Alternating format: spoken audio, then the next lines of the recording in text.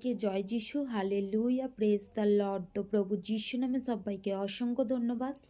যিশুর আলো চ্যানেলে তোমাদের সবাইকে স্বাগত জানিয়ে তো আরও একটি ঈশ্বরের বাক্য নিয়ে মহান ঈশ্বরকে ধন্যবাদ জানাই যে তিনি সময় সুযোগ করে দিয়েছেন ঈশ্বরের বাক্য বলার জন্য। তো আজকের বাক্য গীত সঙ্গীত 91 অধ্যায়।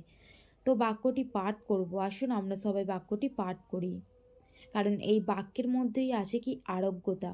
কারণ এই বাক্য যখন আমরা পাঠ করি তখনই আমরা ঈশ্বরের আরোগ্যতা লাভ করি। যে ব্যক্তি পরাৎপরের অন্তরালে থাকে সে সর্বশক্তিমানের ছায়াতে বসতি করে। আমি সদা প্রভুর বিষয়ে বলিব, তিনি আমার আশ্রয়, আমার দুর্গ, আমার ঈশ্বর, আমি তাহাতে নির্ভর করিব। হ্যাঁ, তিনিই তোমাকে ব্যাধের ফাঁদ হইতে ও সর্বনাশক মারি হইতে রক্ষা করিবেন। তিনি আপন পালকে তোমাকে আবৃত করিবেন, তাহার পক্ষের নিচে তুমি